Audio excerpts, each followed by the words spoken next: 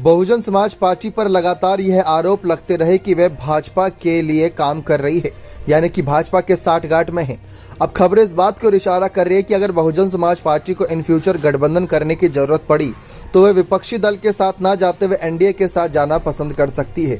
इसके पीछे के 3 कारण बताए जा रहे हैं। जी हां, बसपा सुप्रीमो मायावती पर लगातार यही आरोप लगे कि वे भाजपा के साथ नजदीकी में है। हाल ही में चाचा शिवपाल से लेकर शरद पवार, नीतीश कुमार जैसे नेताओं ने भी यही बात कही थी। लेकिन अब कहा जा रहा है कि अगर मायावती एनडीए के साथ जाती हैं तो उन्हीं का फायदा होगा, क्योंकि मायावती की बसपा काफी समय से सत्ता से दूर चल रही है। ऐसे में उनके नेताओं को वह सत्ता का सुख नहीं मिल पाया, जिसकी वजह से वे पार्टी में जुड़े। ऐसे में मायावती यूपी में एनडीए के साथ सरकार पहले भी चला चुकी हैं।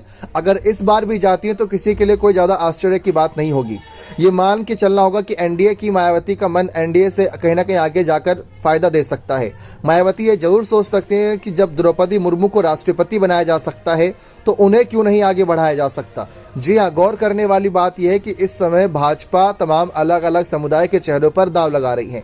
अगर मायावती जुड़ती है एनडीए के साथ तो मायावती को भी जरूर आगे कर भारतीय जनता पार्टी दलित समुदाय के वोटरों को साधने की पूरी कोशिश करेगी। और यह अगर हो गया तो मायावती का भी फायदा होगा, मायावती के समर्थकों का भी फायदा होगा और भाजपा को तो ज्यादा फायदा होगा, क्योंकि उनको दलित वोटर्स का साथ मिल जाएगा। तो जैसा कि हम बात कर रहे थे 3 कारणों की, पहला कारण तो यही होगा कि मायावती अगर जाती हैं तो उनको बड़ी जिम्मेदारियां मिल सकती हैं जो अब तक उनको नहीं मिली। एक मुख्यमंत्री के तौर पर उन्होंने अपनी भूमिका निभाई, लेकिन राष्ट्रीय स्तर के नेता के तौर पर आगे नहीं बढ़ पाई।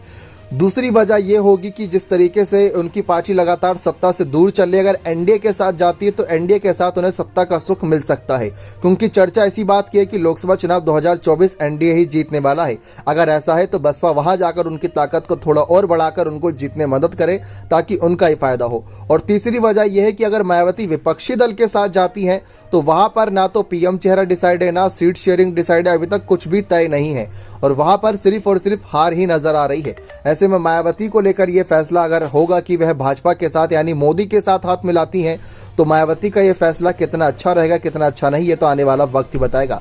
बाकी मायावती इस वक्त फिलहाल तो एकला चलो की रणनीति पर है और भाजपा कांग्रेस दोनों ही उनके निशाने पर। बने रहे चैनल के साथ। बहुत बहुत